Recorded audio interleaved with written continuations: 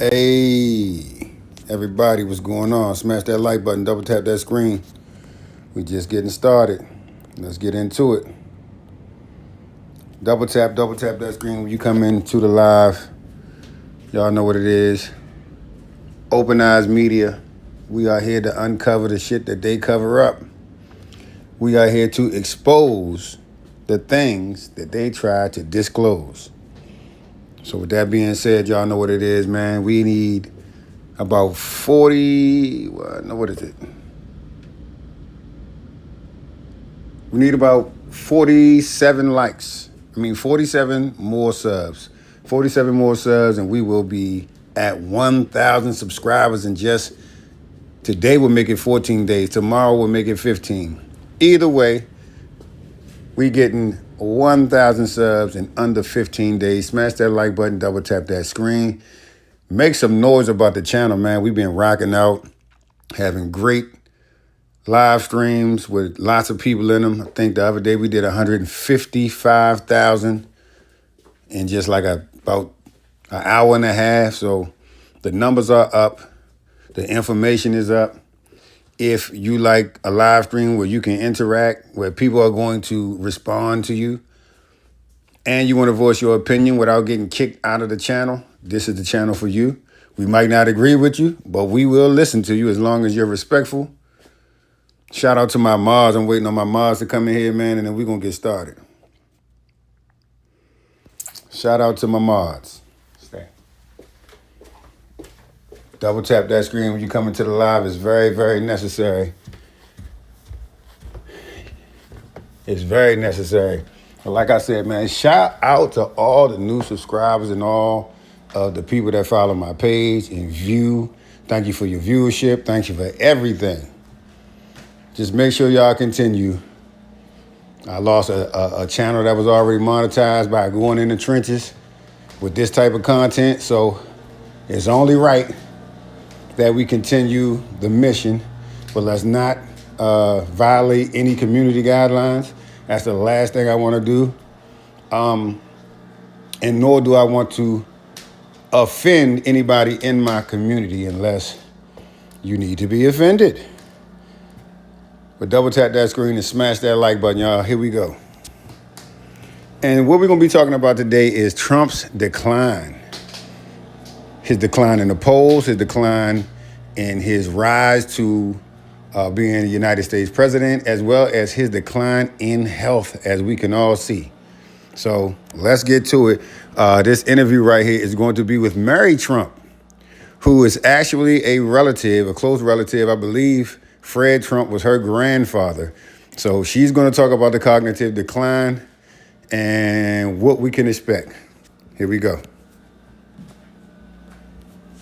Welcome to the Court of History. I'm Sidney Blumenthal.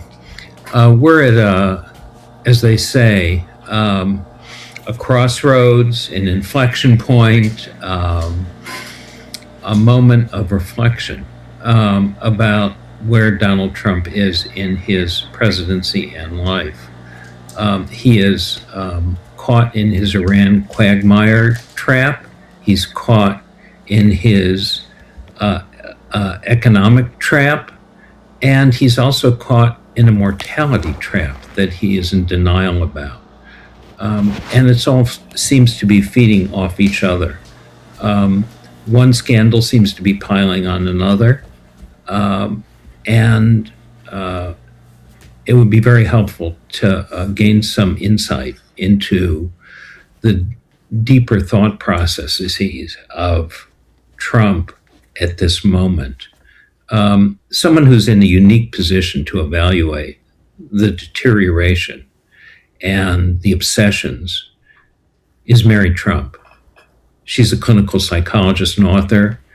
She's also the niece of Donald Trump, as we know. Her books include Too Much and Never Enough, How My Family Created the World's Most Dangerous Man, Okay, The so this Reckoning, is the and a niece. memoir about her father. This right here is the niece of Donald Trump. So tap in, let's go. Fred Trump Jr., Who Could Ever Love You? Welcome to the Court of History, Mary. Thanks, Sydney. It's great to be here as always. And yes, there is a lot going on. And I would add, we're also on a precipice and a knife's edge. So it kind of feels like we've been there for a while, though.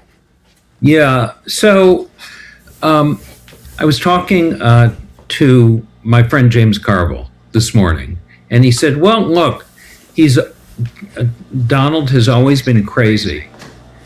We know he's mad, but is the deterioration accelerating, and how fast?" Yeah, and I think that's a really good, an important point to underscore. This isn't a different guy. This isn't somebody who's suddenly becoming a worse person or a more unhinged person.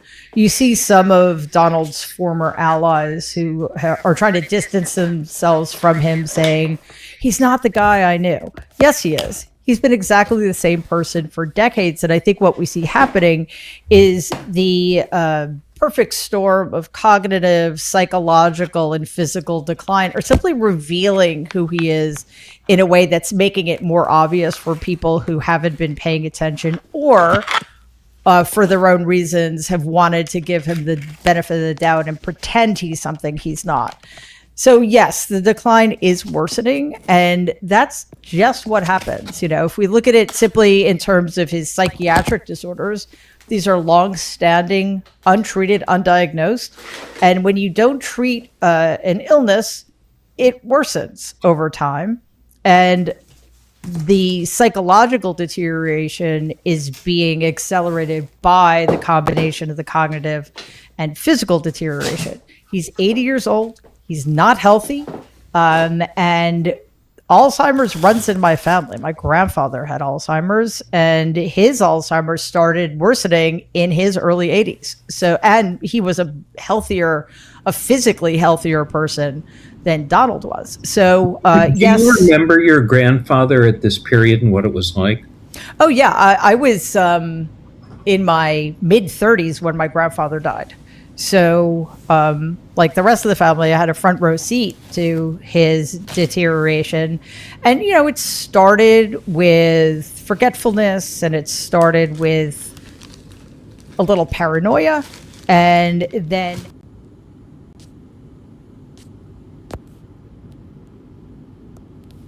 as Sorry about he that, guys. worsened slowly, he had problems with impulse control, and then much more serious problems with his short-term memory.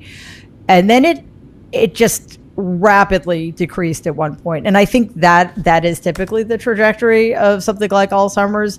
It's a very slow deterioration, and then it just accelerates to the point that there's literally no way you can pretend that things aren't bad. Like, for example, when my grandfather started forgetting his children, or. So we know for a fact right now, Donald Trump's niece is confirming that Alzheimer's runs in their family, or dementia. Could not remember the thing he had just said 10 seconds ago. How did the family deal with that? And was Donald aware of it? Oh, everybody was aware of it. In fact, by the time my grandfather was in his mid-80s, say, we really couldn't bring him out in public anymore. We used to go out for his birthday to Peter Luger's, and he just, we were there at least twice a year. And, he just couldn't handle being in unfamiliar environments. And if you don't remember where you are, even someplace you've been dozens of times over the course of your life is suddenly an unfamiliar environment. He had trouble being around other people he didn't know. And so that was then we started going down to Mar-a-Lago to celebrate some holidays, because that was still, it wasn't a club. It was just Donald's house. So yeah, everybody knew. Here's the thing though. My family, shouldn't surprise anybody, has a lot of trouble dealing with illness of any kind. And I think there was a certain amount of shame, because Fred Trump, my grandfather, had been a very powerful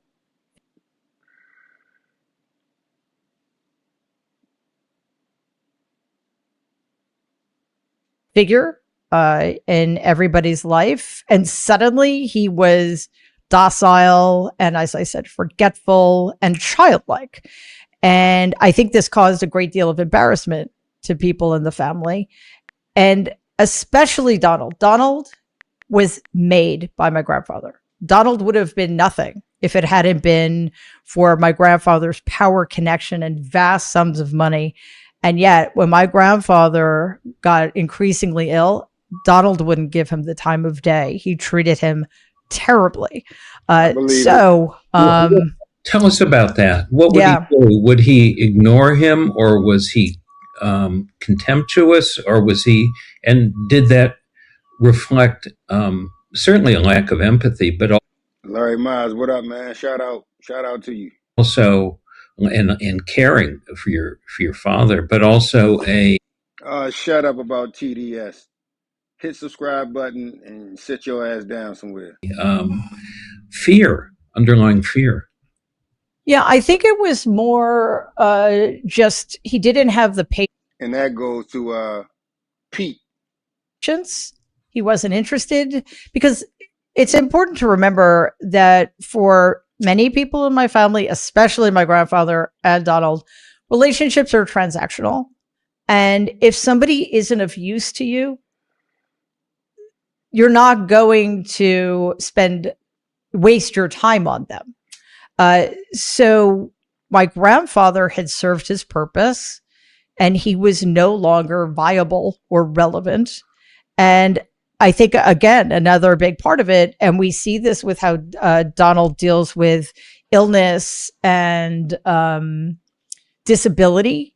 He just he is contemptuous of those things because they make him uncomfortable and he can't deal with it. So mostly with my grandfather, he just ignored him, but could also be quite contemptuous of him and just did not want to be around him, especially when he was doing something that the family perceived to be embarrassing. Like, for example, my grandfather, who had never had a big head of hair, suddenly got a badly fitting toupee, and he would dye the toupee and his mustache to match. But he often left the dye on too long, so his mustache would be fuchsia, for example. And they were just so humiliated, embarrassed by this that would be another reason they wouldn't take him out in public, because they just couldn't bear it. So again, I don't have any compassion for my grandfather. He was a terrible person. He treated pretty much everybody except Donald very badly. But he was ill. And then Donald turned around and treated him like shit. Smash that like button, y'all. We got some real information getting dropped right here by Donald Trump's niece, straight from the horse's mouth. Hit that like button and subscribe to the channel. And he was vulnerable, and really Donald was probably the worst offender in failing to be there for him in any significant way. That's really interesting. Donald can't deal with difficulty in any case, and he is now facing the greatest difficulty of his whole life. And that is, he started a needless war. He has lost the war, and he can't come to terms with it.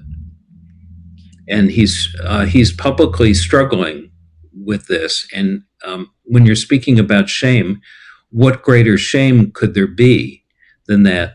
I, noticed that one of the things that he posts all kinds of crazy things, but one of the things he posted was a black and white photograph at the beginning of the war of himself in his New York military school uniform, posed with his father, your grandfather, and your grandmother. And they were standing by him at the school. And I guess he took this as a representation of his military creds, and that he was going to be the conqueror. He's talked about himself and mused that he talks about himself in terms of Napoleon, Hitler, Stalin, Genghis Khan. But actually, Um, And your ass like Pee Wee Herman or fucking Tom Hanks, motherfucker. You ain't no motherfucking Napoleon. You crazy. this is far worse than any loss in American history in a war. Well, partially because it was so ill-advised and unnecessary. Yeah, there's a lot to talk about there.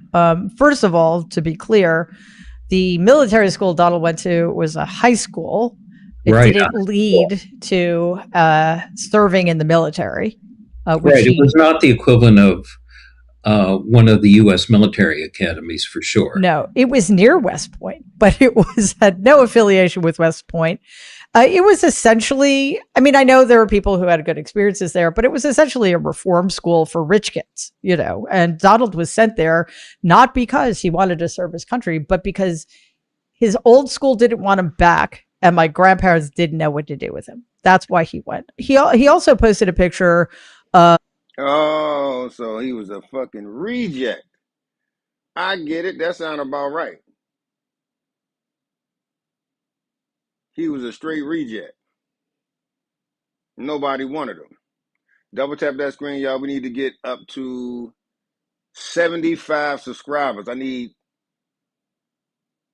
a few more y'all to jump in this live stream and get busy. I need 12 new subscribers ASAP. Of his senior high school yearbook picture next to Barack Obama, and said, I think the caption was something like, you know, this was us in our 20, or when we were 20, right? Just to say that Donald was this upstanding military man, and Barack Obama, I don't know the point he was trying to make, but Donald was 18 in that picture. He doesn't even remember how old he was when that picture was taken.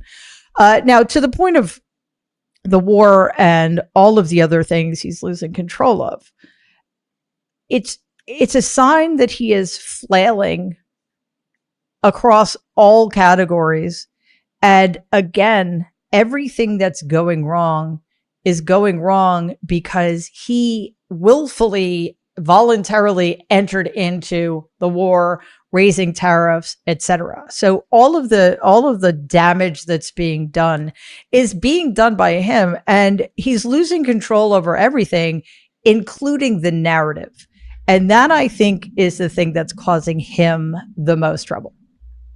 Yeah, so he loves strong men, and he loves to be seen as a strong man, and he loves to cozy up to Putin and to stand next to Xi of China.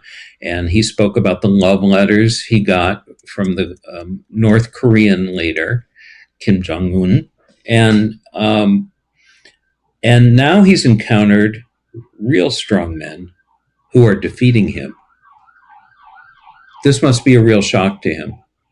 Oh, it's unthinkable. And I don't know that he can grapple with it on a conscious level, which is, again, why he's becoming increasingly desperate and just trying to do several things simultaneously.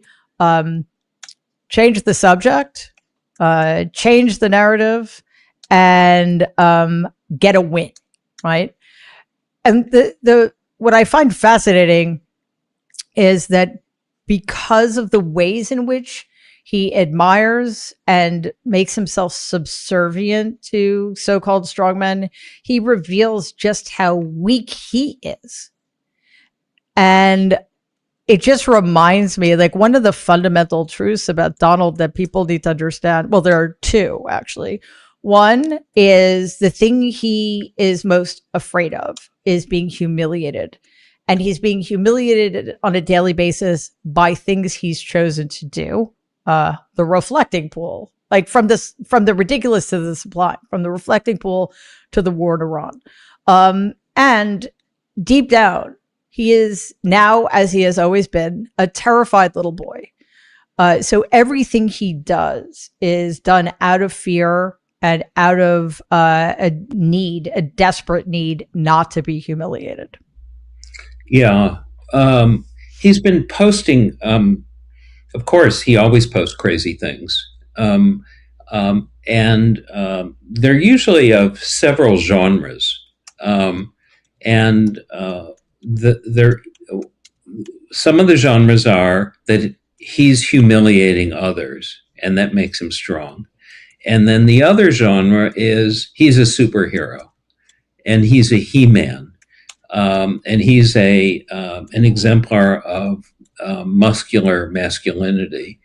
One of the latest was his White House, which is putting out AI slop on an almost daily basis, put out the equivalent of what looks like a movie poster of him as Superman with a red cape on the top of Mount Rushmore, rescuing a falling George Washington. Yes. And the subtitle is Donald X. Washington, a time travel epic. Interestingly, on Mount Rushmore, Lincoln has been erased.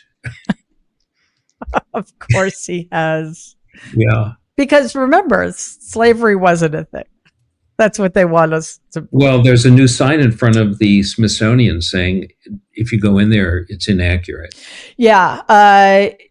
Some of this is just so absurd that we have to laugh about it. The AI slop is deranged and delusional. And this is another thing that distinguishes Donald from actual strongmen. Yes, I mean, Vladimir Putin has his version of wanting to come across as a manly man, but, none of the real strongmen are deferential to other strongmen, except, to the degree they have to be in order to get what they want. And none of them is engaged in these delusional fantasies of being superheroes or whatever Donald thinks he is in his own little mind. But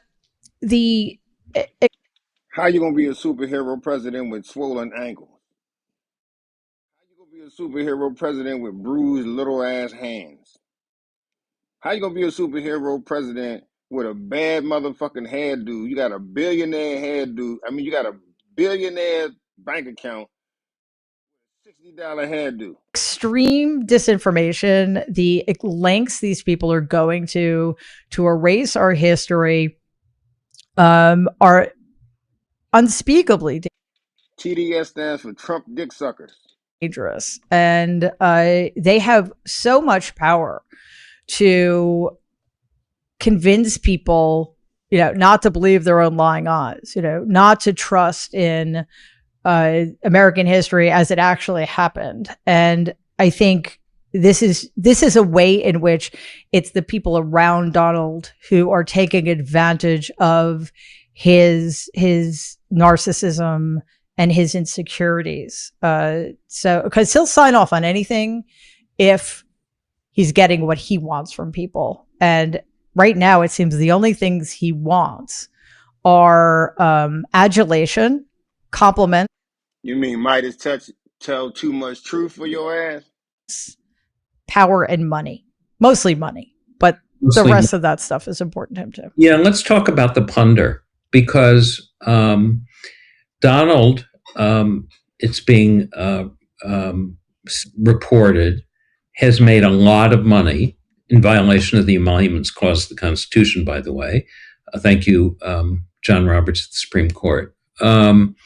And he's piling up the plunder. And in a way, for the first time, he's actually succeeding. And this is the business he's succeeding at. He's been a loser until now in business. And he's had numerous bankruptcies, and it just hasn't worked out for him in business before this. Well, this is true. This is what happens when somebody who's utterly incompetent and incapable of being a success at business is enabled all along the way. I mean, my grandfather created this monster. Over the course of my grandfather's lifetime, he threw $410 million at Donald to keep him afloat, to make sure that he could continue to project that myth of being a self-made, brilliant savant entrepreneur. And then, of course, the banks took over, and then Mark Burnett helped rehabilitate. He reinvented him and created an image of him as the most successful That's right. winner in Manhattan. That's right. And that's what And my he was grandfather, the biggest loser right. who couldn't get a single dollar out of a New York bank at that point. No. And all he did, he got, again, $410 million from my grandfather. By the time my grandfather died, it was basically gone because he's so inept. No. Successful That's right. winner in Manhattan. That's right. And that's what And my he was grandfather, the biggest loser right. who couldn't get a single dollar out of a New York bank at that point. No. And all he did, he got, again, $410 million from my grandfather. By the time my grandfather, 410 billion. What the fuck? Hold up. Loser right. who couldn't get a single dollar out of a New York bank at that point. No. And all he did, he got, again, $410 million from my grandfather. By the time my grandfather died, it was basically gone because he's out of a New York bank at that point. No. And all he did, he got, again, $410 million from my grandfather. By the time my grandfather died, it was basically gone because he's so inept. And then he inherited like another 170 million. And then by the time Mark Burnett came along, Donald was once again desperate for cash. I mean, that is how bad he is at this stuff. So thanks. So I thought y'all said he was a great businessman. He was going to do good business. This motherfucker had $410 million. I thought she said billion, but she had to say million. He had $410 million and fucked it all up. To the corrupt Republican Party, thanks to John Roberts, as you said, Donald has stumbled upon a new business model, which is to leverage the power of the presidency for self-enrichment. And it's disgusting. And also his useless children are making obscene amounts of money. And it's just a reminder how many people have had a hand in this, because it's not like because Donald's good at anything.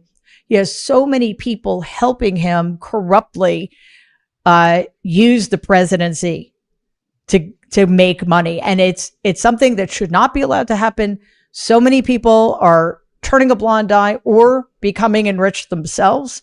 And it's just another reminder that when Democrats get back into power, there is so much we need to do to if he's the most powerful man in the world, then why the fuck can't he open the Strait of Hormuz?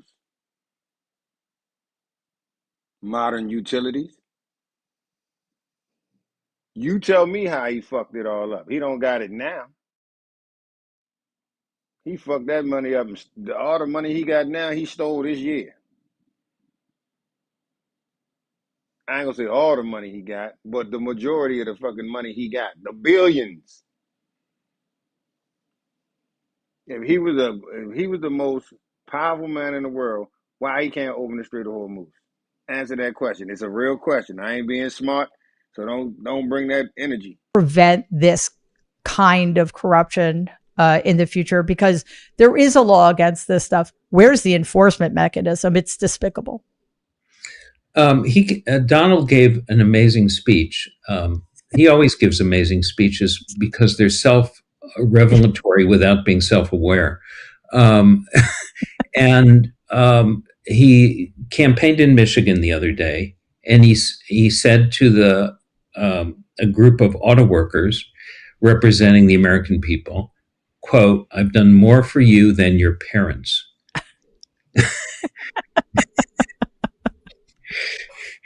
So, well, okay. So there's a lot in that, involving his parents, his own parenting, what his sons and daughter and son-in-law are now doing, and what's happening to ordinary people at the same time.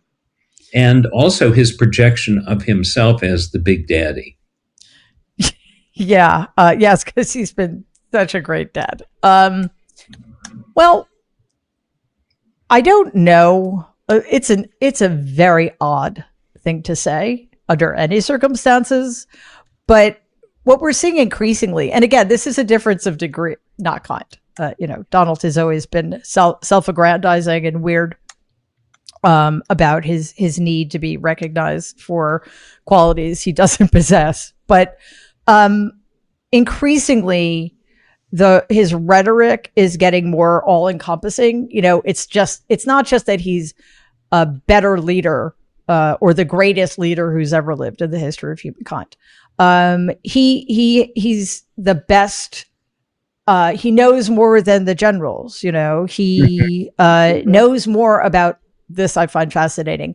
Middle Eastern history than anybody who's ever lived. And now he is the platonic ideal of a parent, I guess. And so he's inserting himself into all of these roles and making it clear that what he wants to be recognized for is being, and this kind of echoes back to 2016. He alone can fix it. He alone can deliver good things to the American people, including being better parents to them than their own parents were. It's deeply bizarre, but it's just it's in keeping with his rhetoric over the last decade. I think the difference now is that a lot of it used to be more intentional and tactical, and now I think he actually believes this stuff because he has so much going wrong that he can't face. He's just trying desperately to fill what I refer to as that black hole of need with these preposterous narratives about himself that he hopes other people will believe. Yeah, that statement, there's a lot in it, including, I've done more for you. So he's done it. Right. And he's diminishing their own families, their own parents, and so on, and interposing himself as the great figure in their lives. And of course, at the same time, they know that he's run the economy into the ground, that he's betrayed all of his promises, and that he's engaged in a quagmire of a losing war that he can't figure out how to get out of. And here he is claiming to be the all-powerful father figure, the father of our country, as it were. Yes, who's saving Washington on Mount Rushmore. Who I thought who was needs the saving, father, doesn't he? Yes. Well, I think he's also saving Mount Rushmore from communists, which is very good of him to do. But that's the thing, right? Everybody in those audience, well, maybe not everybody. There are a lot of deeply deluded people who follow Donald. And I think at this point, if you're somebody willing to show up to one of his rallies, yeah, you might want to rethink your life. But they know that everything's more expensive now. They know that gas is more expensive, food is more expensive, inflation is going up. They know that he did indeed get us into what could well be a forever war after promising a billion times that he would never, ever do that. They know that he promised to release the Epstein files and then turned around and did everything in his power to make sure they weren't released. So I don't think he came up with this idea, but the people around him, the Stephen Millers and the Russ Votes, etc., have come up with a new boogeyman to help scare the base, because that is how they maintain control over the base. And right now it's communism, and it's always immigrants. So I think that's also, it's another sign of desperation, but tragically, they also know that this is the kind of thing that tends to work, especially when things are going so badly. The war on trans children is a perfect and hideous example of the lengths they're willing to go to stoke completely fictional fears into their base to get away with everything else they're doing. Yeah, he posted on his Truth Social account the face of a trans person, Dylan Mulvaney, on the body of Caitlin Collins of CNN, who he also attacked at the White House Correspondents' Dinner, comparing her and saying that she was the equivalent of a transgender. For him, this is the greatest condemnation, and his way of dealing both with the press and to create the greatest stigma. And what does it reveal about his own sexual panic? Yeah, it's interesting because I don't know that Donald gave a thought about any of this stuff pre, 2015. I don't think that he cared one way or the other, really. I could be wrong about that, but it was never in evidence to me. Now, obviously, the way he behaved towards Roy Cohn when Roy Cohn was known to have AIDS was appalling. But I think that had more to do with AIDS than he was afraid of AIDS. Sexuality, exactly. Suicide, yeah, exactly. And also not trying to let anybody think I think Roy Cohn deserves. Anybody that's dumb enough to think that Trump can stop the midterm, of course he's going to try. He tried to do a lot of stupid shit that he couldn't. But it's too late for that already. It's already too late. Any compassion, because he was a monster who had a lot to do with shaping the kind of person he is. I think that again, it has to do with Donald's unconscious belief is so terrifying to him. He will never be able to face it. That he is a deeply damaged human. There's so much wrong with him. He is exactly the opposite of what he claims to be, right? He's weak. Not this time, K-Cell. And you know why he ain't going to be able to? Because he blamed everybody else for cheating. So since you want so much alert on what's going on with the voting, oh, they got extra eyes on everything. Ain't nobody cheating. Not this time. He's pathetic. He's not intelligent. And I don't know that he has any redeeming qualities at all anymore. And that increases his need. Like, there's a sense of wrongness about him, right?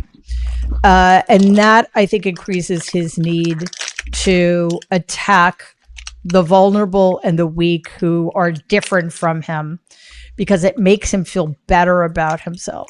So just by the same token, he is very aware. Well, aware is the wrong word, because again, these are all unconscious processes. But, he knows that he's a failure as a businessman, right? And therefore he goes out of his way to use whatever means possible to enrich himself, even if those means are illegitimate,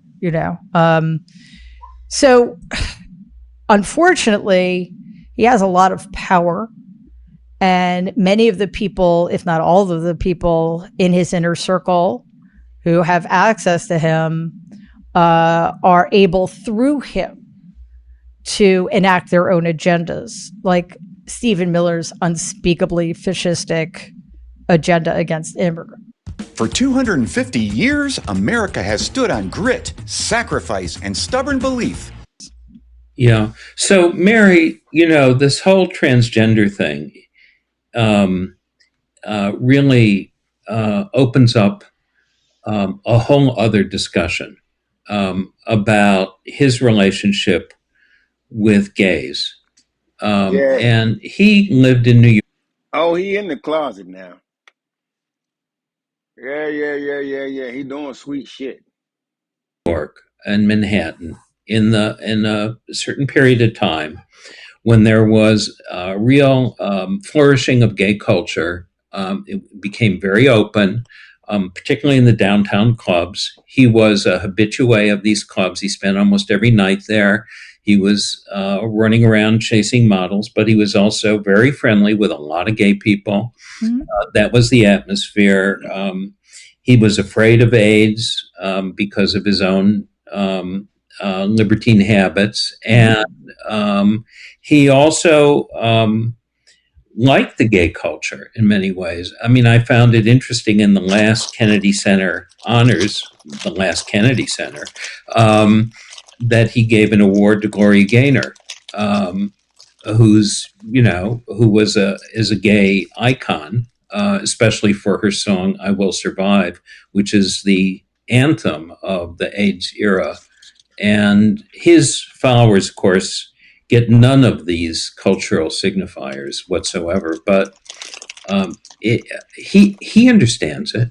It's a very weird atmosphere around him about this question. Well, the Village People, for goodness sakes. I mean, the fact that YMCA is the top of every single playlist the man has on his, and the way in which he does his little dance too. Well, can we not get that image in our head, please? Oh my goodness. Yeah. He is nothing. Hold up. So Trump play YMCA when he do his little dance? Man, what we uncovering right here, man? Y'all might want to subscribe to the channel right now, because we will uncover some shit. Let me find out Trump's dance to his song to his dance is YMCA. Oh man, hold up, man. I don't have to pull that up. If not a hypocrite and an opportunist. So again, as I said, I never saw any evidence that he had any problem. Now, granted, again, it's not like at our at the table during Thanksgiving we were talking about such things, because it was, in the 80s, and that wasn't, in certain circles, it wasn't a topic of conversation. But my family was very misogynistic and racist. And I have enough knowledge to know that a lot of them were also homophobes. But again, I never got that from Donald. And he, as you say, he did travel in the kinds of circles in which he would have been among a lot of gay people. And as some people might know, Donald wanted to be a Broadway producer. And you cannot be in that industry or even adjacent to that industry and be virulently anti anything, So it's just another example of how willing he is to think about it this way, Mary. What do you think of this? That he is a public homophobe. Man, your first name is Grinder. I think that says it all. Certainly with the transgender business, but he's a private homophile. Mm-hmm. Yeah. Oh my goodness. The degree of homoeroticism in the ways he interacts with certain men. There you go, K-Cell. That's what I'm talking about. Viewership. And the way he talks about men. It's just, I mean, it's revelatory. So just the same way, he wasn't ever anti-choice either, but it became politically expedient. So it's hard with Donald. It's hard to say with him now, though, what he actually believes, doesn't believe, because I think he's gone from knowing when he's lying to believing everything that comes out of his mouth. So either way, though, it's cynical and it's dangerous to some of the most vulnerable people in our society. Well, let's end part one here and continue in part two. We want to thank Mary Trump for participating in the Court of History. Please subscribe to Legal AF, get this podcast wherever you get podcasts. And if you think this is important, please pass this on to family and friends. Send it around. We're in an important American crisis, and engage in your own civic education. You can do this is one thing that you can do. But for now, this session of the Court of History is adjourned. Can't get your fill of Legal AF? Me neither. That's why we formed the Legal AF Substack.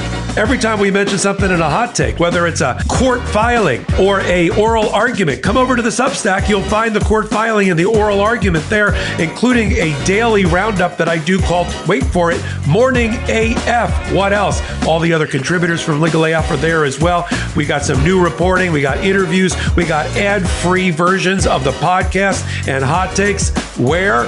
Legal AF on Substack. Come over now to free subscribe. Honey, did you invite the minions over? Well, you know how we talked about getting Wi-Fi from Xfinity? Yeah. I ordered it this morning, was online in minutes, then they showed up. So they just came over to use the Wi-Fi? For what? Better not to know. Get online in minutes with same-day Wi-Fi from Xfinity. Plus, lock in your price for 5 years and see Minions and Monsters only in theaters. Xfinity. Imagine that. Restrictions apply. Not available in all areas. Learn more at xfinity.com/same-day Wi-Fi. Welcome to the Court of History. I'm Sidney Blumenthal. I am here now with part 2 of my conversation with Mary Trump.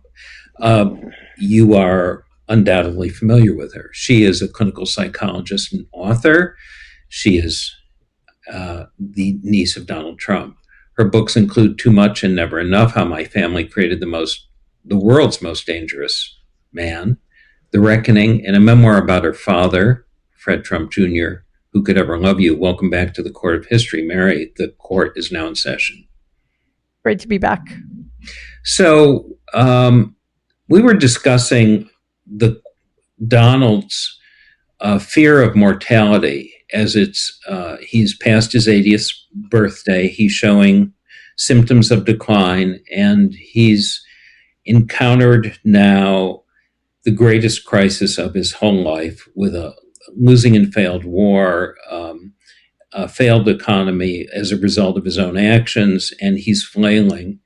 And at the same time, he's starting to talk. He talks openly about death too. The death of his associate, Senator Lindsey Graham of South Carolina, a sudden death, shocked him. And Donald said his father died just about the same age. I'm a believer in the racehorse theory. And that theory is that strength and stamina are inherited, and the horse lives as long as the parents somehow. This is a strange analogy for him to.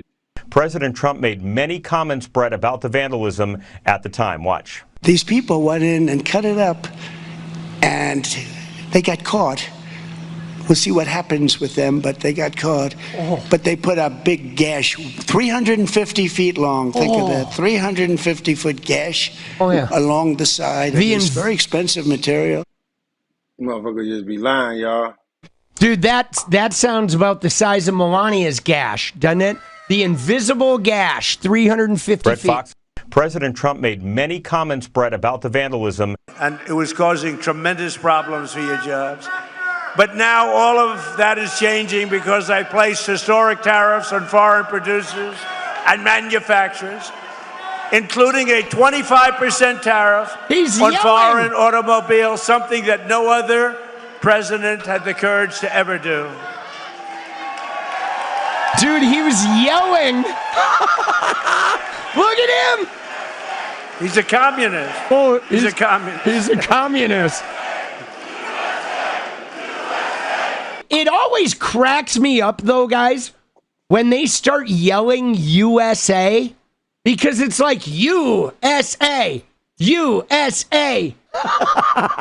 There's the guy's like screaming, "You're a pedophile protector," and then his crowd chants USA. It's like, we know ESA. That's the whole problem. That's why he's a pedophile and a pedophile protector. And it was causing tremendous problems for your jobs.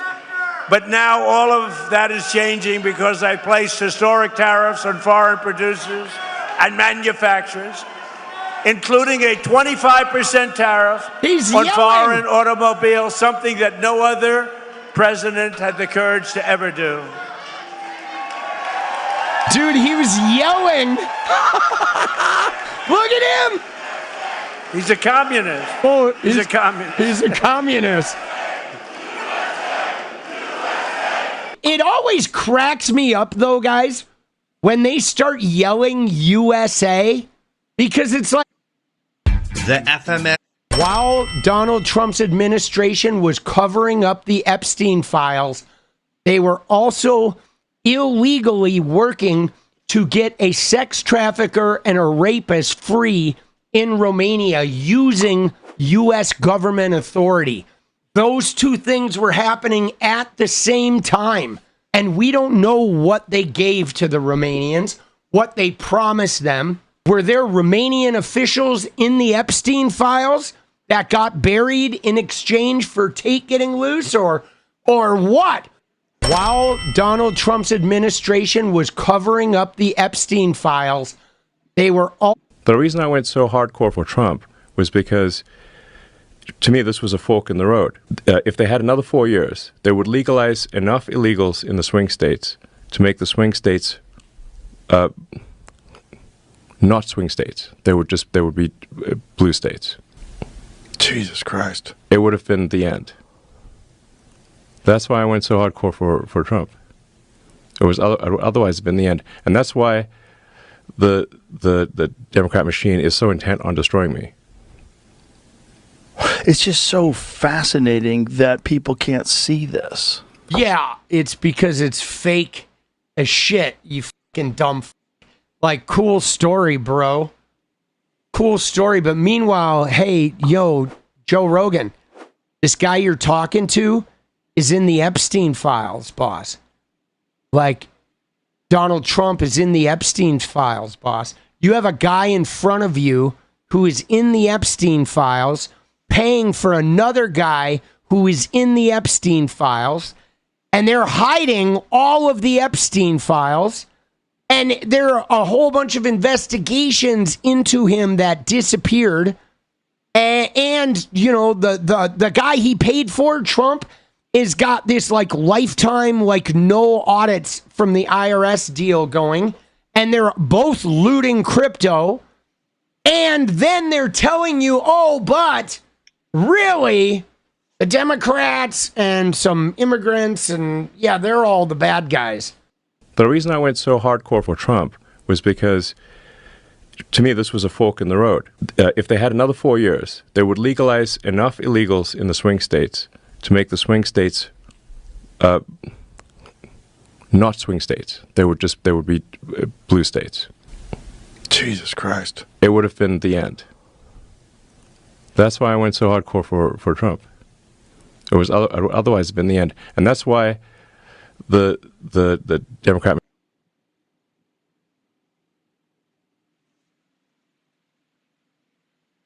Hey, sweetheart. The reason I went so hardcore for Trump was because, you know, the guy he paid for. Hey, sweetheart. Here's Aiden Ross and Andrew Tate and Jake Paul, and here he is with Andrew Tate. Watch this. This is 2023. Look what he does. I have work to do. Andrew Tate gets up and leaves, and Aiden goes and sniffs his chair. I'm ready, bro. I'm really gonna do this shit. Now, Aiden was like a huge influencer, and he was just like making Tate like, oh my God, Tate is like the king, right? He was literally the main pipeline from Tate to the gamer boy crowd. And then Donald Trump, though, went on his podcast, and Aiden Ross, he has been completely silent, guys. Trump goes on his podcast, Trump wins, Tate comes to America in March of 2025, and then Aiden Ross goes completely dark. Aiden Ross, who was the primary pipeline from Tate to gamers and from Trump to gamers, and the guy who made Trump seem like this really cool guy, talking young, 20-year-old white males into going and voting for president. And he has not said peep. He is just completely silent. And he has never been silent about Andrew Tate. When he got arrested in Romania, Aiden was like laundering his image. Aiden was having him on stream after his arrest. Aiden has always been like, hey man, let's get Tate on here and catch up with him. And that's how they've controlled the narrative around the Matrix to all these young guys. I think it is significant that at the same time Tate is like maybe going to get extradited and they're wanting to investigate Barron Trump, that Aiden Ross is not saying anything. Because I guarantee you Aiden Ross was at that influencer dinner at Mar-a-Lago, and I guarantee you that Barron Trump is the reason Donald Trump went on Aiden Ross's podcast, that was an absolute setup. The timing of that is just weird, guys. Here's Aiden Ross and Andrew Tate and Jake Paul, and here he is with Andrew Tate. Watch this. This 20. He said if Trump was a pedo, it would have came out years ago. The fact that Dems have zero policy and zero leaders, a low, whatever, approval rating. Man, this shit ain't just come out. This shit been out for years, motherfucker. Do you realize that the Epstein files was out in 87? 1987 was the first time that it was talks of an Epstein files. You tripping, bruh. Donald Trump Jr. liked one of his supportive Twitter posts, and they soon agreed to meet. Tate went to Trump Tower to meet Don Jr. in 2017, guys. You know what it makes me wonder? If the Tate, Bannon, Epstein network, remember the Gamergate guys? They were trying. Hold on, y'all. NATO, whatever your name is.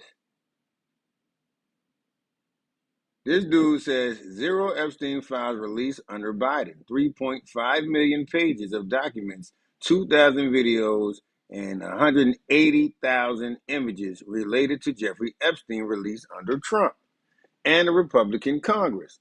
All right, so let me ask you this. What the fuck does that mean? Who cares? Who's in the files? So let me get this straight. You're saying that Trump released the files, right? So who redacted them? Who redacted the files that Trump released, since you so sized and you so fucking happy that Trump released some Epstein files and he and all of the motherfuckers? That make you happy? Does that make Trump some kind of way transparent? The only fucking reason they came out while he's in office is because he's in the motherfuckers. This motherfucker made a Epstein Transparency Act knowing motherfucker well he was in them bitches. So no matter what you say, he done. To sort of build the incel sort of ethos all through this time from like 2014 on. You got to wonder if Tate got famous, if he was boosted by the Trumps and Epstein and Steve Bannon. Epstein didn't get arrested until 2019, guys. So it is very possible that Bannon's flood the zone ethos and those guys trying to build this sort of toxic masculinity Trumpism, if they were part of helping AstroTurf. Y'all motherfuckers, y'all type like some guilty motherfucking people. All y'all. All y'all talk like Trump lawyer and shit. Y'all don't know what half y'all don't know what the fuck y'all talking about. You just want to say some shit as if we ain't not here studying all this shit. I guarantee you I've been over all this shit way more extensively than you stupid dummies have. Y'all just on the internet trying to be relevant because y'all mascot looking real stupid right now. I mean real stupid. Tate. Donald Trump Jr. liked one of his supportive Twitter posts. The Prophet sallallahu alaihi wasallam said, "Protect yourselves from." This is the fucking president. He's voicing right now. Yeah, well, I mean, listen, I don't mean to sound like him, but I think that we do inherit certain traits from our parents, and some people are more long-lived than others. And sorry to break it to everybody, but a lot of people in my family lived for a really long time. My grandfather was almost 93 when he died. Although, again, for at least the last 10 years of his life, he had very serious Alzheimer's. I didn't really remember most people. My grandmother lived to be 89. Her oldest sister lived to be 96. You know, very long life for the most part. My dad lived to be 42. So there were exceptions, but I think it is true, at least for my sake. I hope it's true that, you know, if most people in your family live a long time, you have a better shot at it. But here's the thing. Donald is so unhealthy. He is such a deeply, deeply unhealthy person. He always has been. He doesn't exercise. Sorry. The way he plays golf doesn't count. He eats a terrible diet. He drinks God knows how many Diet Cokes a day. He doesn't sleep, you know, and of course there are all those psychiatric, undiagnosed, untreated psychiatric disorders we talked about last time. He's clearly got a lot of serious physical ailments that the White House continues to lie to us about, and the cognitive decline, which apparently requires him to take cognitive assessments several times a year now. So, you know, hunt down your opponents in Raid Shadow Legends. Use this promo code to get the legendary Cheshire Cat for free. This is the perfect pair for your iPhone, and it replaces 3 different chargers. So when I travel, I don't pack extra cables, I don't have to pack extra bricks. This covers my phone, my watch, and anything USB. State regime media, which calls itself Fox News, collapsing live on air as Donald Trump surrenders yet again to Iran. Donald Trump posting at 11 p.m. on Saturday night, despite our capability to rain terror and death on Iran, I have decided to give a deal a chance. We have worked out the perimeters of a deal. No longer framework. They're talking about the perimeters of a deal. Okay, so what is state regime media warmongers doing right now? Well, they got Mark Levin, who looks like that, who goes, I spoke to who wants us to blow the heck out of him. That's my Mark Levin impression. I'll show you what Levin said in a moment. Then you have Marco Rubio and Lara Trump. I mean, it's the most embarrassing nation. I've got Donald Trump's daughter-in-law with little Marco talking to each other, and Donald Trump's daughter-in-law was like, we never really wanted regime change. And so this was always about making sure Iran never had a nuclear weapon, right? And even Rubio's like, well, I mean, I guess, I mean, we do want the regime to change its behavior. And then as Fox continued to lose control on live TV, they do what state regime media always does. They're like, and now we have to talk about women's basketball and men and women's basketball and start attacking the transgender community because we've got to distract you from all of this stuff as Donald Trump continues to manipulate the market. Oh, and by the way, Donald Trump's social media company, Truth Social and Trump Media, they have now officially rolled out the plan to Wall Street. This is real. That Wall Street can pay $100,000. I forget if it's like a month or a year or how frequently you have to pay the fee to Trump Media, and then you get quicker access to Donald Trump's social media posts. So when he posts like, I'm going to make a deal with the perimeters of a deal, you get early access to it. So you could manipulate the market with Donald Trump while the American people suffer. And state regime media is complicit. By the way, they were complicit in the fraudulent and fabricated prosecution of David Hearn, as Janine Pirro went on with Jesse Waters and was like, David Hearn's a criminal and a crook and all of these things. I think Fox is going to be hit potentially with a massive defamation lawsuit from David Hearn a la Dominion. All right, Mark Levin last night. Mark Levin finds out that Donald Trump is surrendering yet again to Iran. And Levin is like, who cares if there's a worldwide depression? That's not going to happen. Let me tell you where you need to hit. You need to hit their homes. You need to hit their banks. You need to hit their government buildings. You need to hit their power plants, Donald. This is what Netanyahu told me, Donald. What are you doing, Donald? Here, let me show you what Mark Levin said. Play this clip. A power vacuum. That's what's needed. Continue hitting ballistic missile and drone factories to destroy as much of its offensive military capability as possible, helping to protect, for example, the Arab oil infrastructure. And I know they're lobbying the White House. There have been reports on this. They're concerned about a wider war because they're concerned about the oil infrastructure, a worldwide depression, and so forth and so on. It won't happen. It won't happen. But take out all the offensive abilities they have, and I think that's what the president is doing, as a matter of fact. Target government buildings. Target the IRGC and regular Army facilities. More on the communication centers. Hit their banks. Hit their financial centers. If we want victory, and we want to get this over with, this is the only way to do it. And I did another video on this morning.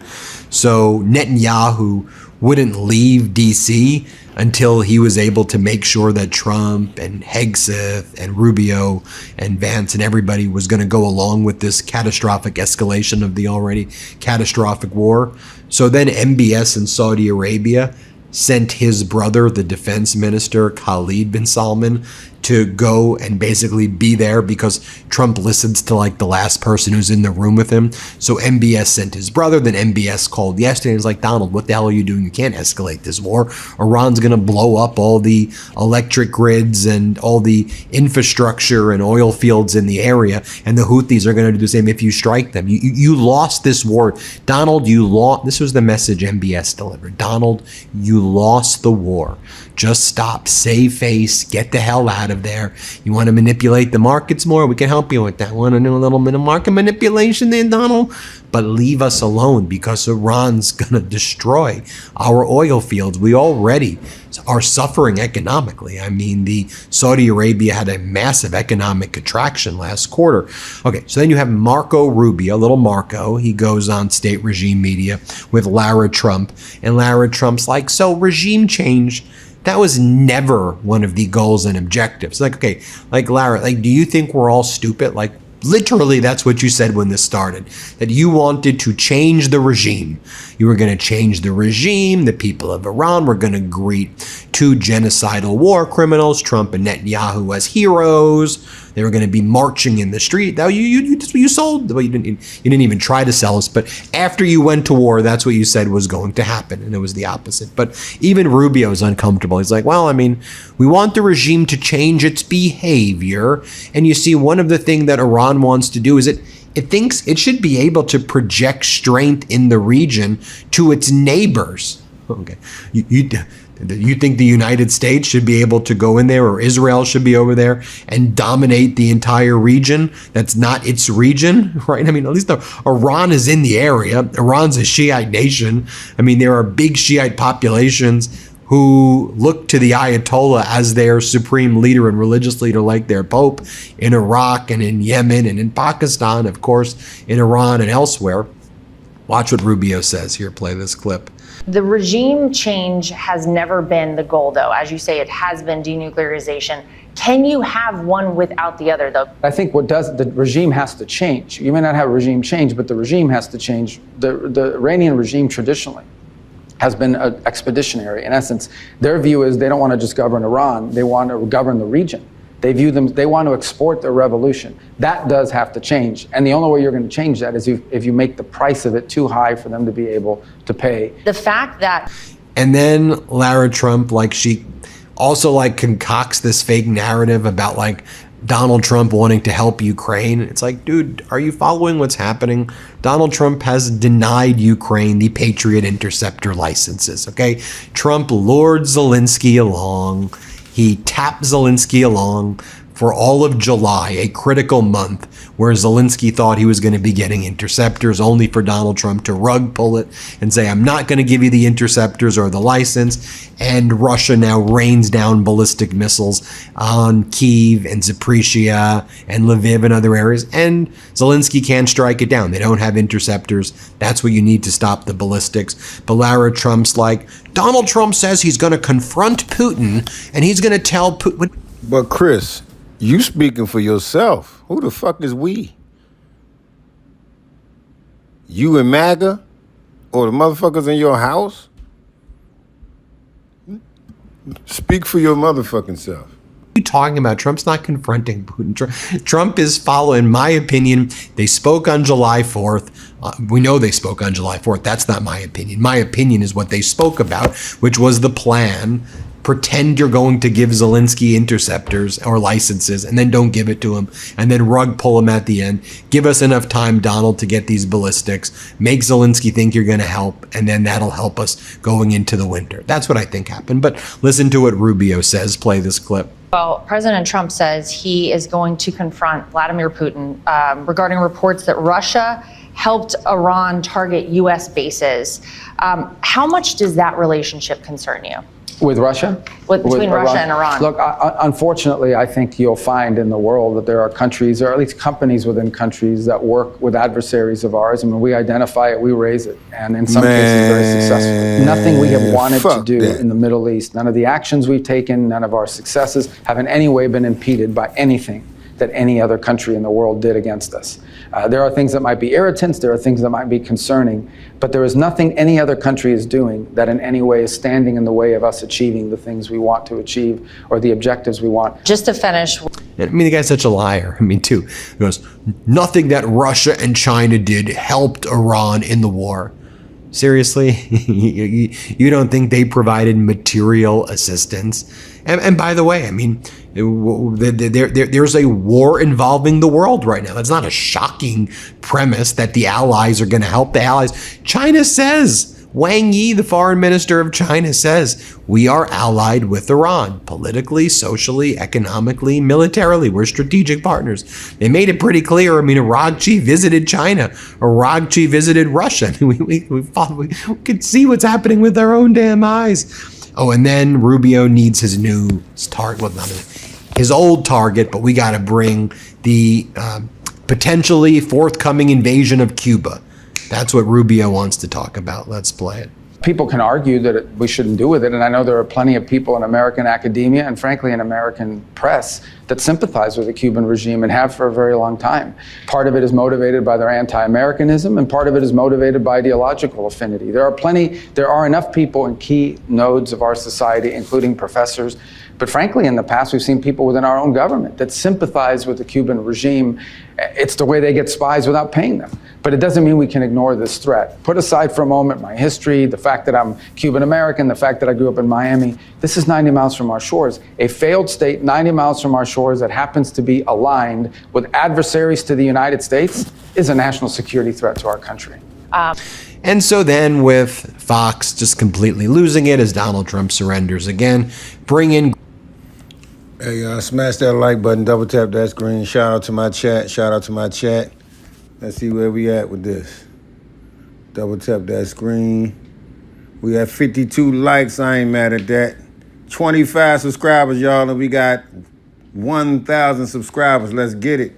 25 of y'all. I just need 25 more subscribers. Maybe 5 out of this 75. Let's go. Greg Gutfeld's like... Mind you, we are on our 14th day. This is the 14th day posting from this channel. 975. Let's go. We need 25 more. My advice for the Democrats, stand up for the kids, not the criminals and the perverts. I mean, not the criminals. Y'all are covering up the MAGA Republicans, that is, a child sex trafficking ring, okay? Y'all are the cabal, okay? Trump's DOJ is quite literally covering up the Epstein files. They're covering up for pedos. Like y'all, like the pedo at the highest level, the worst pedo ring, you're covering up. But that's your advice. My advice to all of you is release the Epstein files and stop being pedo protectors. Here, play this clip. So here's my advice for Dems. You need to bring back shame and reputational costs. If you have an extreme view, stop being a pussy about it. You tell them, you're an idiot, get out. Stand up for kids. Like, what happened to what about the children? You let them go. Stand up for families, actual families, not, interesting families. Citizens, not criminals. And putting boots on the ground could get a lot of motherfuckers killed. I'll tell you that shit now. You put boots on the ground in Iran, oh boy, some teeth gonna get rattled in that motherfucker. And I don't want that for our troops, for sure. Nobody wants that for our troops. But how you getting in there? You coming by way of mountains? Or you coming by way of ocean? Or the sea, rather? Because that bitch surrounded by mountains, and you can come in by an ocean. That's a death trap. Coming in by the mountains is even worse death trap. So at the end of the day, I don't recommend that shit for nobody. That's why people don't invade that part of the world. You invade over that motherfucker, you better be dead right. Cause that shit is unforgiving terrain, and most people perish. They call that shit otherworld military's graveyard. Go over there fucking around if you want. Go ahead. Perverts. You need, as a party, to shift emphasis away from the lawless to the law-abiding. Stop. Then, they've got to distract. Okay, I know I'm on TV, says Mark Levin, so I got to watch my language. He's a lowlife, this guy. Hassan Piker, he's a puker. You're a puker, Piker. So what are you talking about?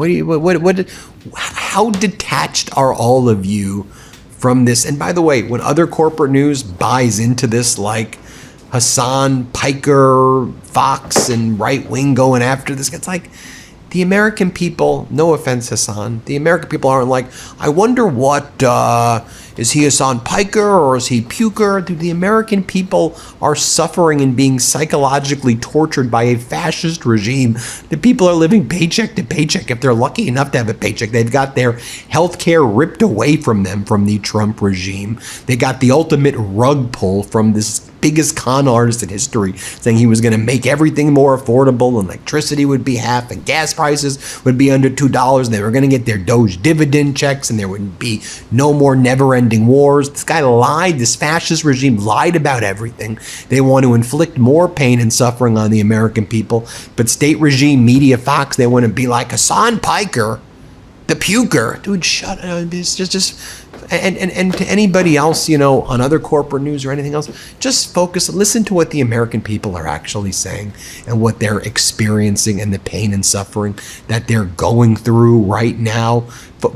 Ground yourself rather in these clash of personalities on what people are experiencing right now.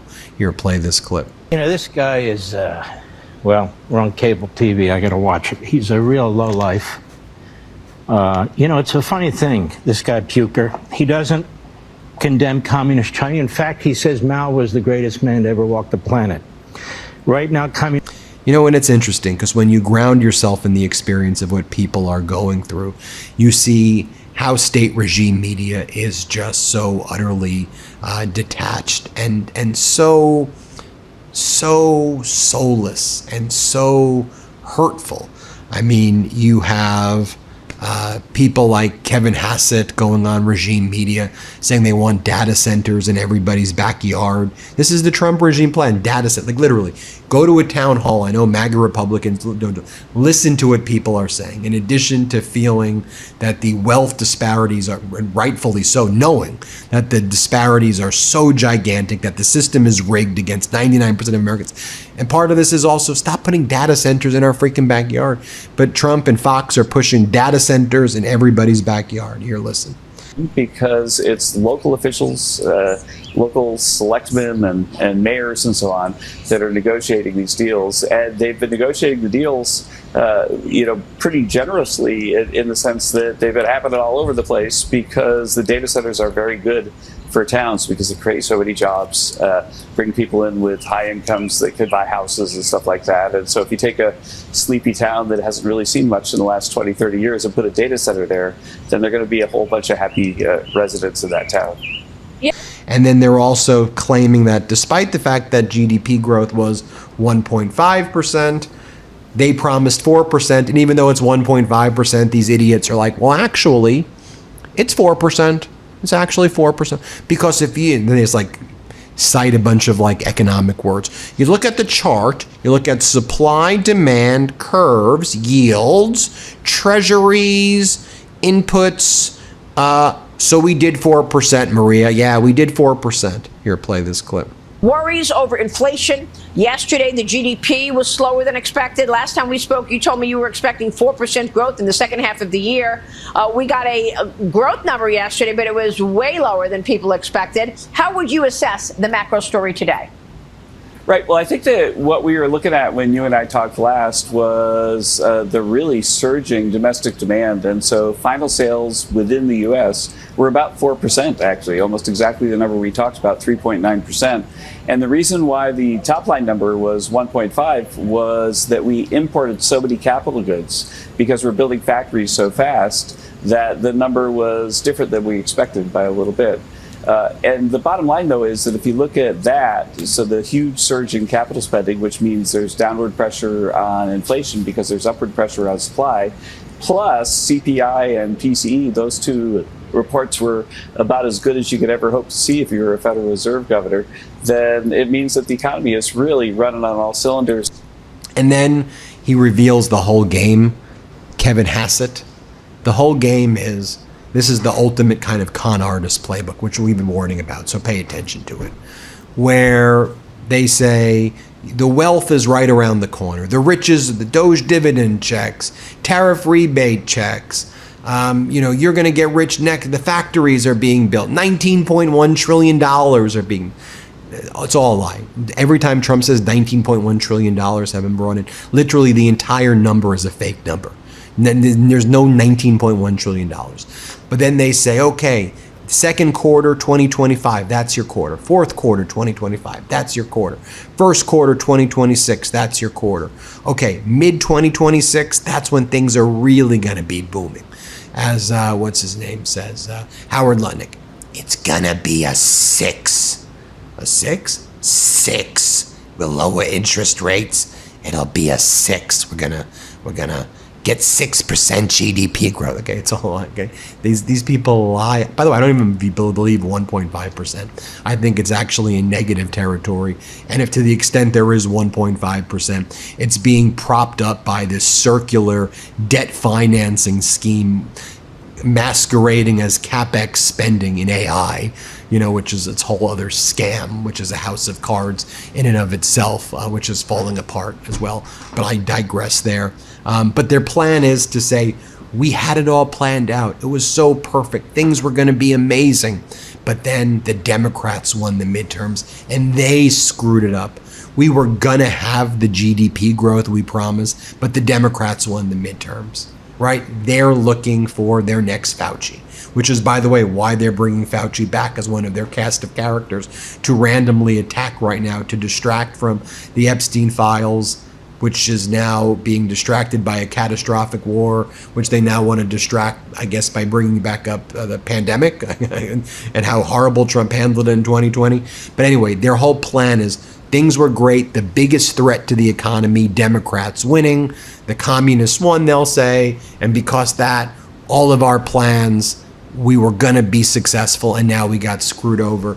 Meanwhile, does anybody actually behave more of a communist, in my opinion, than Donald Trump does? Let me know what your opinion is, but the guy controls the methods of production. He makes the promises of free this, free that, and then he lies. Trump said he'd make the greatest communist like Lenin.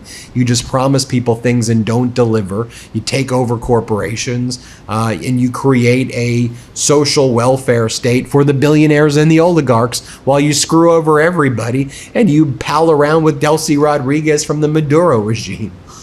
Game, set, match. Here, play this clip. Different. I mean, the bond market is spiking yields, and I'm just wondering if the bond market is telling us something different here. What would be your biggest economic risk if you had to look at one risk for the rest of 2026? Is it inflation? Is it labor shortages? Is it deficits? Is it the Senate not getting the president's agenda across the finish line? What would it be, Kevin, in terms of the biggest risk to continued economic growth from your standpoint? I think the biggest risk facing the U.S. economy right now is that these socialist/communist Democrats actually have a big victory and can start to have their policies be pursued by local governments and even perhaps the federal government, because they really are looking at kind of a communist takeover of America. And if markets start to think that those people are going to be successful, then there's going to be a lot of pain in markets. And so I think that's the biggest risk right now. Well, I think this is a great point that you make, frankly, okay? And then finally, they then try to divide the American people. They go, did you know that Sophie Cunningham will be doing a women's rally, WNBA night? I don't know, what do you, because she's a MAGA player. You lost me. You lost me at pro-women activists are set to rally at this weekend's WNBA games in Democratic strongholds like Portland and Minneapolis, while y'all are out there shilling for the Epstein class, okay? Okay, here, play this clip. Saga continues. Pro-women activists are set to rally at this weekend's WNBA games in key Democratic strongholds like Portland and Minneapolis to show their support for Cunningham after the Indiana Fever player spoke out against biological males competing in women's sports. They're calling it Sophie Night. Well, there you have it, everybody. Let me know what you think. People are so damn pathetic. Oh, by the way, have you got your copy of WTF America, the book I wrote with my brothers? The book I wrote with my Mark. These people are such clowns. You have to just laugh in their faces what losers they are. So anyway, WTF America is the book. WTF America. Pre-order it right now. The publisher tells us it's very important that we do the pre-orders. So if you were thinking, is it important that I pre-order or wait till it comes out in October? Well, since Ben hasn't told you why Kamala would have been a better candidate, I'll tell you why. Kamala would have been a better president, for one, because she's just a way better human being than Donald Trump. That's number one. Number two, she would have been under so much fucking scrutiny and under so much pressure that she would have had to do a lot of things that pleased a lot of people really, really fast.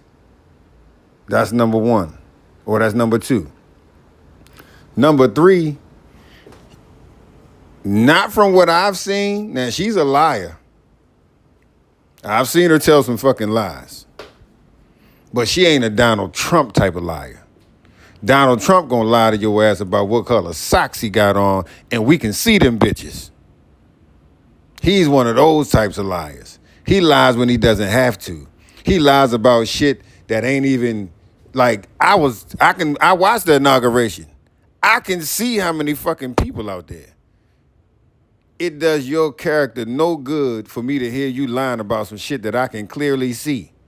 Kamala Harris is not a liar like that. Or Kamala, whatever the fuck her name is. I believe it is pronounced correctly Kamala. So, she wouldn't have went to war. because they wouldn't have gave her ass the power to go to war. She wasn't going to war. The fucking gas, and if she didn't go to war, the gas wouldn't be high. If the gas wasn't high, the food wouldn't be high. So really, let's be honest. Everything Trump did, he fucking did it on his own. He induced it all. You just heard the man say he don't want to make houses cheaper. He want to make houses more expensive. So what the fuck are y'all not listening to? Pre-order it. Pre-order it. It's important because it helps with the promotion. It helps know where we're going. Mackenzie, welcome. Mackenzie, we need 25 more subscribers. 20 more subscribers, and we are at 1,000. And today is the 14th day, so we got until tomorrow. But I would love to get it done tonight. Travel to, so if you can put it in the comments that you pre-ordered it and how many you pre-ordered. All right, that's my spiel. Hit subscribe. Let's get to 7. It's a really good book. I mean, I've really put so much half the time. What up? I know you'll really love it. I really do, and it's so inspiring. I want to take a time out real quick to say big shout out, man, to Miss Mackenzie, K-Cell, Miss Pitbull, Carpe Diem, Infinite Content, Aloha Kitty. Who else? Anybody else that I might have missed?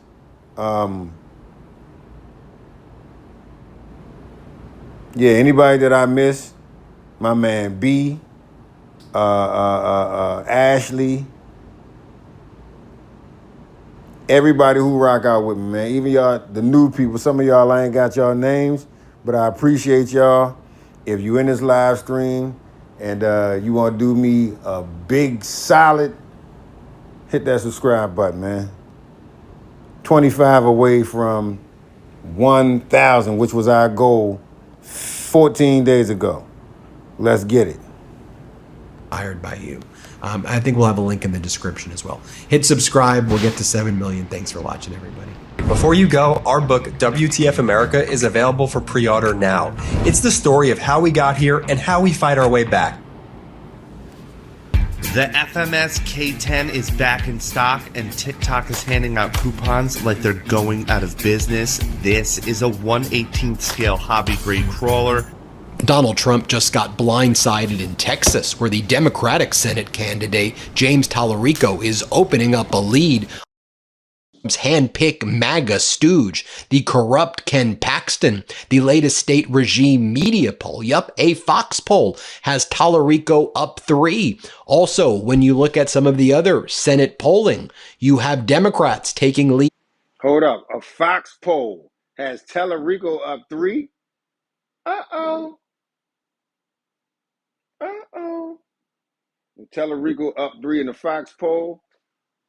Shit, he probably up 30 in the motherfucking different poll. Leads in Georgia, North Carolina, Ohio, Iowa, and as noted in Texas, according to the state regime media Fox poll. Now, Donald Trump screwed over John Cornyn, the current senator of Texas, and Trump picked Paxton because Trump wants a stooge and wanted the corrupt Ken Paxton to be the next senator. Meanwhile, John Cornyn is holding up Donald Trump's AG pick, Todd Blanche, because Blanche refuses to sign a written document voiding the corrupt and collusive settlement between Donald Trump and the federal government for the federal government not to conduct any criminal investigations or audits of Donald Trump's tax evasion. But folks, it's not just the Senate seat in Texas where you see the Democrats opening up a lead with James Tallarico. The governor's race between Greg Abbott and Gina Hanoso is becoming very, very close as well. A 1-point lead for Abbott, but Gina is awfully close, and I could see that changing very soon. You could see Texas fully flipping blue. And also, there are other Senate races. The state regime media Fox poll has Democrats leading in Georgia, North Carolina, Ohio, Iowa, and Texas as well. Let me show you the moment. Oh! Texas blue. Texas turning blue. Y'all know It's going to be a bad day for MAGA. It's going to be a bad day for MAGA. What y'all going to do? Y'all going to storm some kind of building or some shit in Texas? What y'all going to do? Y'all going to the governor's mansion? Y'all mad? That state regime media, which calls itself Fox, reported how Fox polling now has Tallarico leading Ken Paxton 51% to 48%. Hold on, y'all mad at Fox now? Because y'all just now said we was on CNN and yada, yada, yada, yada. Remember that argument? Let me get my in my chat. Didn't y'all just say that? Y'all need to look at some different news sources. Now look at y'all dumbasses. Fox said it, motherfucker. % in the Texas Senate race. Let's play it. Talked a lot about control of Congress for the midterms. The Senate balance of power could come down to just a handful of races this fall. One of them is shaping up as a very tight contest. New Fox polling shows Democrat James Tallarico with a 3-point edge on Republican Ken Paxton in Texas.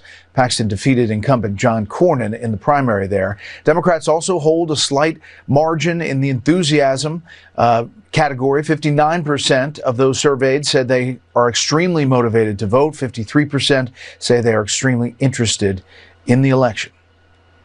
Now, as noted, Greg Abbott only has a 1-point lead right there. You take a look right here at the Senate polling recap by state regime media Fox. And by the way, their polling is pretty good at Fox, by the way. There's other stuff is not good. Their polling is pretty good. Georgia, you've got Ossoff leading by +13 against the MAGA stooge. In North Carolina, you got former Governor Cooper up +9 against a MAGA stooge. Sherrod Brown in Ohio up +8 against the MAGA. Hold on, Kenzie. We ready to get at this bum. We ready to get at him, Kenzie. Who was this dude, Todd? And what the bullshit he said.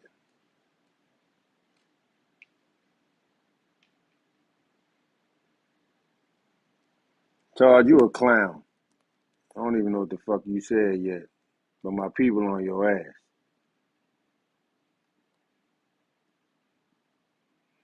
Double tap that screen, y'all. Let's get these subscribers up, man. Let's get these subscribers up. Incumbent stooge Euston. In Iowa, Turek +4 against the MAGA stooge Republican there, Hinson. And in Texas, Tallarico up 3. You take a look, James Tallarico is going out there and meeting with people in Texas while you have Ken Paxton out there with his girlfriend after his wife divorced him on biblical grounds. Big crowds seeing James Tallarico in Lockhart, Texas. You've got in the border town of Eagle Pass, huge crowds, huge lines. Take a look at Southern Texas. This Southern Texas county right here showing up for Tallarico. Let's play it. We need 23 subs, y'all. 23 to get to 1,000. 23 subs.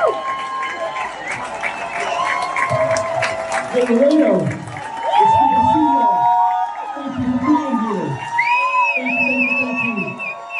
Thank you, Councilman, for those kind words. And here's what Tallarico said about his trial. You got Ken Paxton's not even pretending to campaign. Ken Paxton showing his disdain and hatred for Texas. I think Paxton's just spending all the time gallivanting around with his girlfriend. And when people ask Paxton question, he runs away. And he's refused to agree to a debate with Tallarico. Here's Tallarico talking about what he hears, the struggles of people in Texas, because he's listening and he's campaigning, unlike whatever the hell Paxton is doing over at Mar-a-Lago in the Trump Corruption Club. Let's play it. I've been traveling to every corner of Texas, big cities, small towns like Lockhart, red areas, blue areas alike. And everywhere I go, I hear from Texans. I hear about the struggles to afford the basics. Texans are drowning. And it's not like we're spending money on nice clothes or nice cars or nice vacations. We're spending our money on the necessities, groceries, gas, healthcare, insurance, utilities.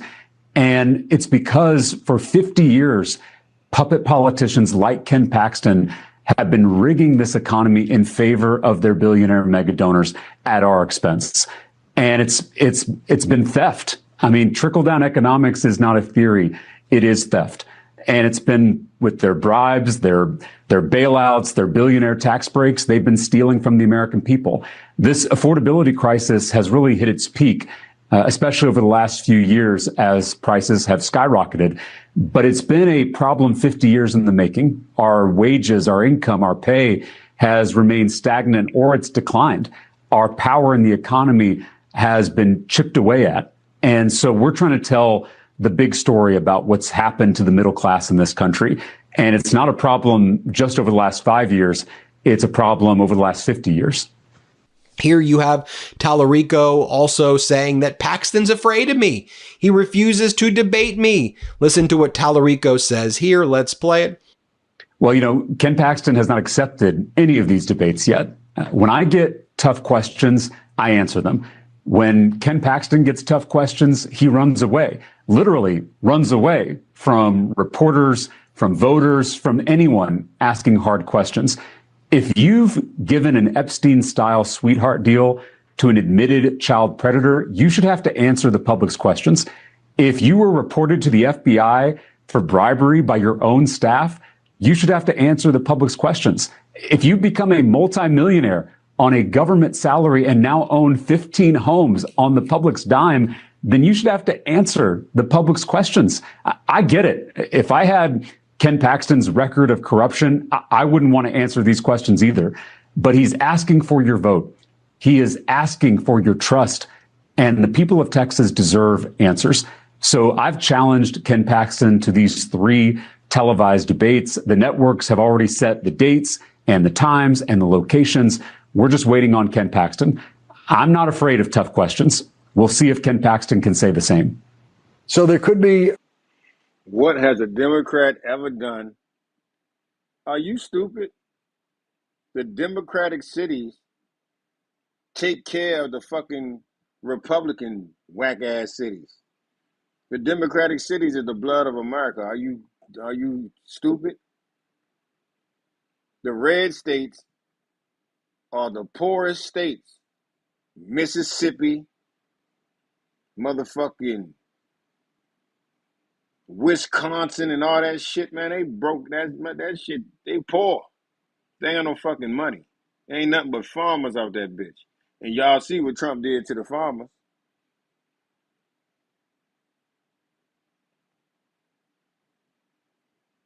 Yeah, they not smart at all. Kenzie says facts. We decades of economic studies and historical data to show the trickle-down economics does not and never will work. Wake the fuck up. Labor laws, 40-hour work week, overtime, civil rights.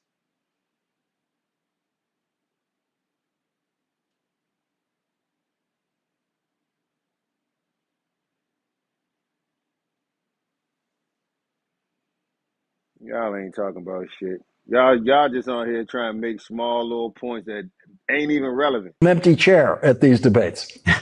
There might be. And Ken Paxton has a long history of saying one thing and doing another, of promising to show up and then not showing up. And so I'll believe it when he walks onto that debate stage. I think the people of Texas deserve answers to their very legitimate questions about his career of corruption. He hasn't debated in more than a decade. He hasn't made himself available to questions from the public. And I think that should end this November as Texans face this very important choice on November 3rd. Yeah, because Paxton's going to have to answer questions about his own criminal charges, about the Texas man charged with repeatedly sexually abusing a child, that Ken Paxton offered a plea deal of 1 day in jail. I mean, Paxton, helping out the pedos over there in Texas. It's sick. Take a look at Ken Paxton panicking and refusing to answer multiple questions from reporters, forcing his handler to intervene. This is what happens when he's asked the most basic questions. Let's play it. General, I wanted to give you a chance to respond to State Representative Tallarico and his campaign. They've made a lot about the reports that have come out, one in the New York Times about you acquiring properties worth $9 million. Jack, can we keep this to law enforcement today? Well, I'm giving you the opportunity to that. answer that question. I'd like to, but we're here with the sheriffs. I'd like to keep today to law enforcement. So that's what I'm going to answer, questions about law enforcement. Okay. Gromar, did you want to go? Will you answer a question about why you voted in Collin County? Clear that up. We're just going to do questions on law enforcement today because we're joined with 22 amazing law enforcement officers. I have a question. We're going to get out of here. Thank you, guys. I have a question. Yeah, we're going to get out of here. Thank you. Oh, y'all can't talk about this. More than one person answer a question? What's your question? We heard from Tallarico today. He's campaigning on, it is. Okay. He's campaigning on unaffordable child care. Let me interrupt for just a minute with some important news. So you probably noticed that over the past few weeks, extreme weather has hit hard across the United States and the world. Multiple heat domes have baked large parts of America with temperatures over 100 degrees, while Canada's wildfires have blanketed the Midwest and East Coast in historic smoke, turning skies orange and pushing air quality into the hazardous range for over 100 million people. Europe has seen thousands of excess deaths from record heat and massive fires, forcing hundreds of thousands to evacuate in France and Spain. I want to be clear that this is not random. Scientists say that climate change is making these events far more likely and intense. I know I'm feeling it here in California, and I just saw this troubling fact. The water temperature at the Santa Monica Pier here hit 76.8 degrees in late July. That's the highest July water temperature ever recorded at the pier, and this is causing increased humidity in Southern California. I cannot emphasize enough how unusual all of this is, and at the same time, a new House Democrats report shows that the Trump administration hurt disaster response by reassigning FEMA staff and diverting over $600 million to immigration enforcement and ICE. FEMA was already understaffed from earlier cuts. This move leaves families without support when extreme weather hits like we're seeing now. Not enough people are speaking about this, and it is maybe the single most important issue of our time, so I wanted to make sure that we were covering this here at Midas Touch. That's the latest. Now I want to hear from you. How's climate change affecting you? How has the weather changed where you live over the years? What are your... Someone asked him, Mr. Paxton, seems like you may have committed voter fraud. Are you even from Texas?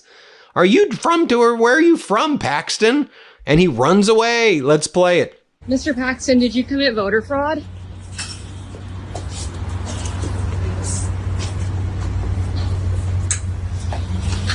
Take a listen to what some of the voters are saying. You know, if Donald Trump thought calling Tallarico a freako or a vegan or six genders or whatever the stupid stuff he's saying, the voters aren't having it right now, okay? They should never have had it, period. Right now, there's existential threats to our country. Trump is burning down our country, never-ending wars with Netanyahu, data centers in people's backyards, and Trump says we want data centers everywhere. You got Paxton wants data centers everywhere. That's what they say. When they talk, that's what they say. Crushing the economy, destroying people's lives. And listen over here as you've got voters out there saying, okay, you know what? Trump called him a freako. Tallarico embraced it. And we like that. Tallarico's a fighter. Let's play this clip. I found this sign way back when Beto was running. So I saw it in the ground. I pick it up, put tape on it. And so I'm going to use it in this campaign to get back the blue, to turn Texas blue again. Do you think Tallarico can turn Texas blue? Pretty sure 100% that he's gonna, 110% he's gonna turn it blue. And I wanted the whole cowgirl Texas, flipping Texas blue is what we need to do.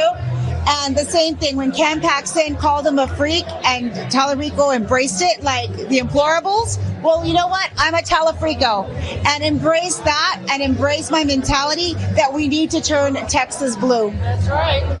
Remember Donald Trump's bizarre, deranged White House Correspondents' Dinner thing where he gave the speech? Remember his big thing was, oh, Tallarico, he hates women. He doesn't like sex, penis, sex, Donald Trump, I say crazy word. I mean, dude, shut up. People are like, dude, what the hell are you talking about, man? You're ruining everything.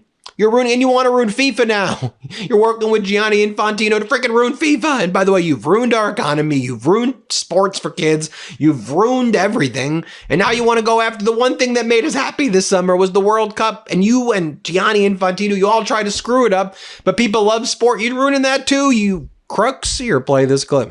Well, in Texas, the Democrats are running a candidate named James Telefrico, who hates guns, hates oil, hates sex, hates women, and who said he is, quote, a Christian who hates Christianity. Other than that, I think his platform is quite good. And that means that he's not going to do very well against Ken Paxton, who hopefully in Texas is going to win. But Telefrico, he's Alfred. You know what he looks like to me? Alfred E. Newman. Do you remember Alfred E. Newman, Mad Magazine? I said, that guy is Alfred E. Newman. Can't imagine he'd win. Well, I have all of the press here in one place. I have to say. And by the way, Ken Paxton, I mean, I'm showing you Talarico putting in the work, going out, right, doing things. Ken Paxton is just like, he's like a first year, and no offense to first year in colleges, like with a new girlfriend for the first time. Guy's out there just like dating, not just dating, while his wife divorced him on biblical grounds for cheating on her and engaging in a bunch of other heinous conduct. This guy's got like 15 houses. Yeah, I don't know, what the hell, letting off sexual abusers. What are you doing? Why are you doing this? Dude, go away. These are the worst scum humans. Paxton and Trump and Kushner's and Lutniks and all these scum. They're scum humans. Here, play this clip.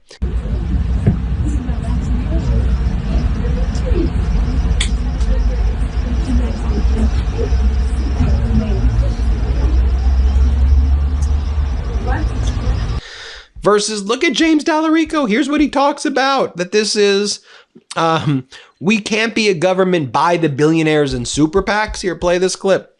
Well, the president needs to get out of the White House and get out in the country and hear from Americans about the struggles that they're facing. Because healthcare is just one of them, but it's also housing. It's also childcare, which is now more expensive than college in the state of Texas. The middle class has been decimated in this country. You mentioned Lyndon Johnson. This is LBJ's Senate seat that I'm running for. It was a Texas Democrat who signed Medicare into law, who signed Medicaid into law, who signed Head Start and Title I into law, who signed the Voting Rights Act into law. And bit by bit, this administration has chipped away at the Great Society, has chipped away at the middle class.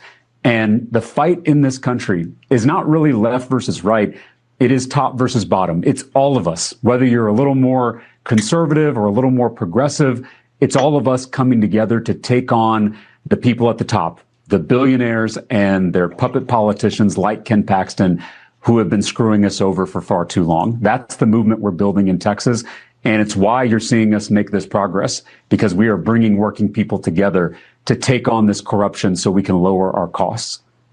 Here he is, just to show you some of that stopover at a taquito shop in Eagle Pass. Look what he's doing. You saw what Paxton's doing. Look at what Talarico's doing. Here, play this clip. Hey, bienvenido. Welcome to Eagle Pass, my friend. It's an honor to be here. I've heard so much about this place. Man, you're gonna love the birria tacos out here. Would you want to come join us? I would love that. I would love to. Yeah. The first thing we're gonna do, we're gonna go ahead and dip them. They become beautiful reds. Oh, yeah. So now we're gonna put the cheese. Tell me about running this business. Like, what's the biggest problem that you're facing? The food cost, it has gone up, and $12 for an order of tacos, and then people are making $10, $12 an hour. So that's whenever it's like, I feel that definitely. Right. And that's when we try to sell more in volume. That way we can afford to pay everyone, pay the bills. And aside from that, I enjoy coming to work every day and making tacos. It's fun. It's a different challenge every day. This is our incredible tacos, man. Beautiful. Look at this. We have been following your campaign, and we appreciate you, and we're excited for you. We really want you there in Washington representing us. Whatever you need, you got a friend here in Eagle Pass, Texas. It means a lot. Thank y'all. I'm so glad I got to meet y'all. And folks, when you look at the Texas shifts right now, you see massive Latino shifts to Tallarico, to the Democrats. You see massive shifts in general from Trump voters in 2024 over to Tallarico. Pay attention, folks, to what's going on in Texas, because I don't think that this is just like a pipe dream. You know, I know people, oh, Texas could turn. The demo in by the way, and all those gerrymandered things that Abbott did, backfiring in his face, seems like it was a dummy mander, because those congressional seats, by the way, if you look at those shifts of the Latino voters there and they vote Democrat now, or just vote to not to have someone who's going to hold these MAGAs accountable, you could see something epic there. I could imagine most of those seats going blue right now. How about that? Hit subscribe. Let's get to 7 million. Thanks for watching, everybody. We appreciate you. Breaking news right now, my brothers and I wrote a book. It's called WTF America. And well, doesn't that just say it all? It comes out officially this October, but you can pre-order your copy today. Just scan the QR code or click the link in the description below.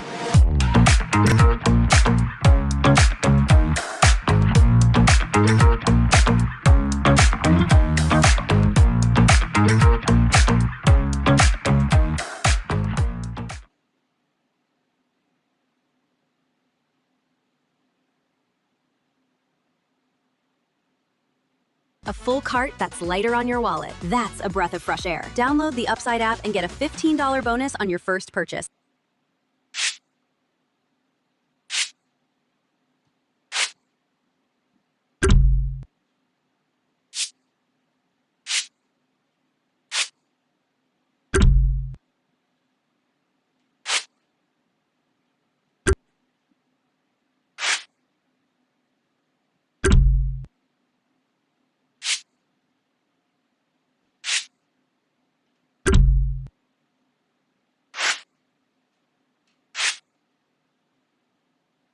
I'm joined now by the former communications director for Barack Obama and co-host of Pod Save America, Dan Pfeiffer. Dan, you wrote something that caught my attention in a pretty big way. I'm going to put it right here on the screen. If you're a Republican on the ballot, this is the number that should scare the shit out of you.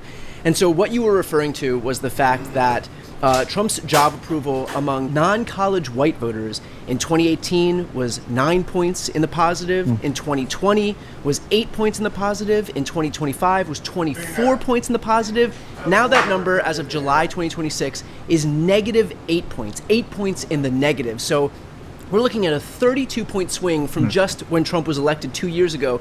Talk to me about that number and why that number in particular was such an important metric for you to comment on. Sure. To give you one other stat with this, according to exit polling, Trump won that group of voters by 34 points. Like, white, non-college educated voters, white working class voters are the core of MAGA. They are his base. They have been his most loyal voters. They're the ones who have stuck with him through 2 impeachments, an insurrection, mounds of corruption. And it seems like they are beginning to sour on him. And that has dramatic effects on what the MAGA coalition looks like, how big it is. But what would really worry me with Republicans is these are the voters you have to turn out. And if they are not going to turn out, if they are not excited about Trump, if they are pissed at Trump, if they think they broke her promises, that is bad news for particularly Republicans in places like Wisconsin and Michigan, where white, non-college educated voters make up a huge swath of the population. And Maine as well. I put Maine on that list. And so that's the point I want to dig into here, because this is Trump's approval rating. So how do you reconcile the correlation between Trump's approval rating and the other Republicans who are not named Donald Trump who are going to be on the ballot? I mean, do they get any leeway, or is Trump's approval rating going to be directly correlated with how poorly his own party does? I mean, I suspect if Republicans on the ballot cannot outperform Trump's approval rating, which is 32%, then they're going to lose in every seat in the country, basically. They will outperform Trump. But what the way to think about it is every point that Trump's approval rating goes down, particularly among this group, the white, non-college educated voters who make up his base, that is more of an anvil on the shoulders of these Republicans. It makes it harder for them to win. They are swimming upstream against it. And so an unpopular Trump and a Trump who's there's a world in which Trump's, is at 37, 38, but the bulk of it is independents, Democrat, some of these voters who will vote in presidential elections and not vote in midterms.